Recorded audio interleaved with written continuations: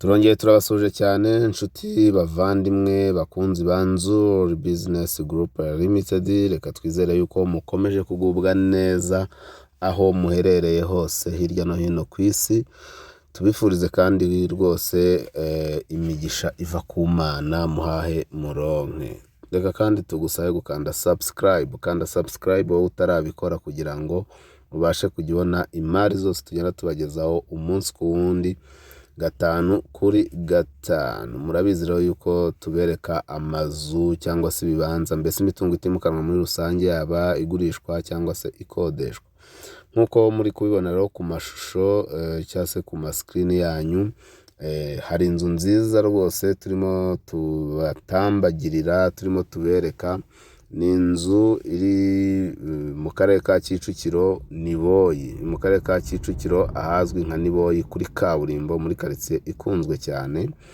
Ariko iyi nzu ikaba itagurishwa ahubwo irakodeshwa. Iyi nzu irakodeshwa kandi igakodeshwa irimwo n'ibikoresho byose. Ni inzu rero y'imari kabisa, ni inzu y'imari ikodeshwa.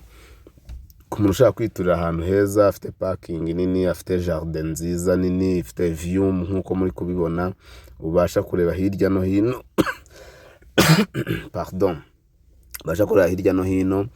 Ni inzu rwose umuntu wese yakwifuza guturamo. Murabona ko ifite n'ibikoresho byiza, ifite intebe nziza cyane za salon, ikagira screen nziza, ikagira salle à manger, ikagira ibitanda byiza. Ibikoresho byose mbese wowe ubisangamo no kuza uzanye n'imyenda yawe gusa. Iyi nzu rero nkuko nakomeje mbibabwira, irakodeshwa, igakodeshwa imwe n'ibikoresho byose. Ariko kandi reka tubasobanurire uko yabiteye. Iyi nzu ifite ibyumba byiza binini bitatu byo kuryamamo, ndetse ikagira douche na toilette ebyiri. Hanyuma ikagira salon, salle à manger, murayibona, salle à manger ebyiri. Hanyuma ikagira na cuisine yo mu nzu, nayo murimo murayireba. Si ibyo gusa rero, kubera ko iyi nzu nubwo ifite ibyo byumba bitatu, douche na toilette ebyiri, salon, salle à manger, cuisine, ifite kandi na annex. Ifite ikindi cyumba hanze ushaka kwita icy'umukozi cyangwa se ukagikoresha mu bundi buryo, ndetse ikagira n'igikoni cyo hanze.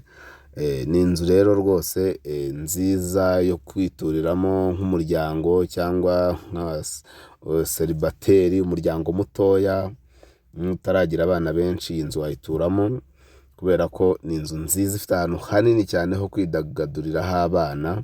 Ifite ahantu hanini, ifitemo ikibuga cya basket, ku buryo abana n'abantu bakuru siporo turazikeneye, ku buryo ushobora gukina basket. Si basket gusa, ifitemo n'ikibuga cya tennis, hari file n'ikibuga cya tennis nacyo kirimo, ku buryo rwose iyi nzu ari imari, ari ahantu heza ho gutura ukaruhuka.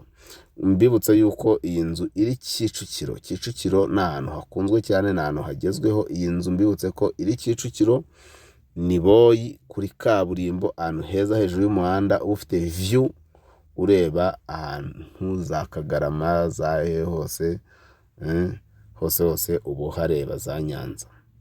Ni inzu rero ifite ibyumba bine, douche na toilette ebyiri, salon, salle à manger, cuisine mu nzu, annex hanze.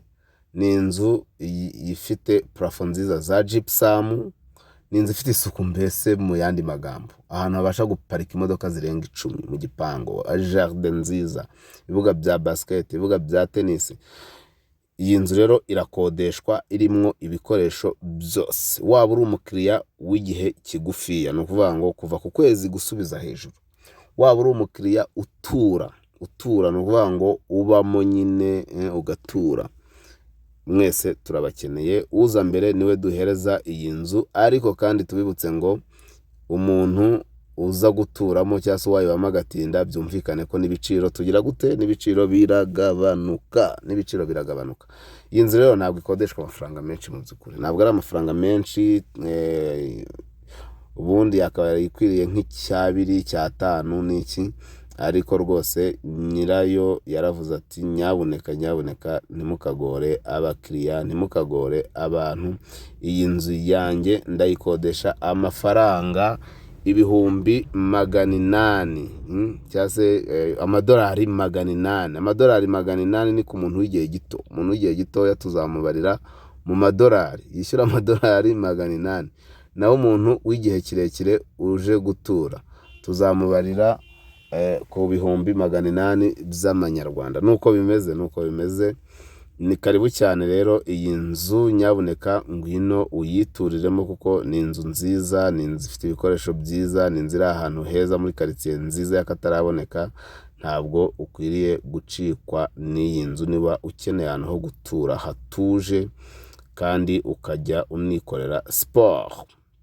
Yes. Inzu rero baye wayikunze, wayituramo, wayikodesha, uduhamagare kuri nimero yacu ariyo 0788 48 67 cyangwa se 0781 2 inshuro 3 0123. Si ibyo gusa rero, ushaka kudusanga aho dukorera ni hariya mu mujyi rwagati. Ntago bikiri ku Muhima nyabuneka, ahubwo ni mu mujyi rwagati mu nyubako ya Centenary House. Urazamuka muri esanseri ukagera muri etage ya kabiri, muri Centenary House, ukase iburyo uvuye muri esanseri niho usanga Nzuri Business Group Limited. Ari nako kandi tubafasha kohereza ibintu mu mahanga cyangwa se kubizana, ibyo twita shipping. Ari nako kandi tumanaginga imitungo yanyu. Mbega ni byinshi cyane kabisa.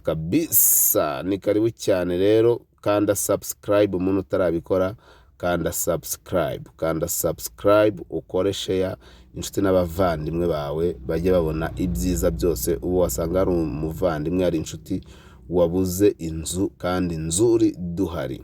Tubahaye ikaze rero iwacu muri Nzuri Business Group Limited. Murabizi ko umukiriya ari umwami, ni muze tububakire, ni muze tumanaginga imitungo yanyu itimukanwa.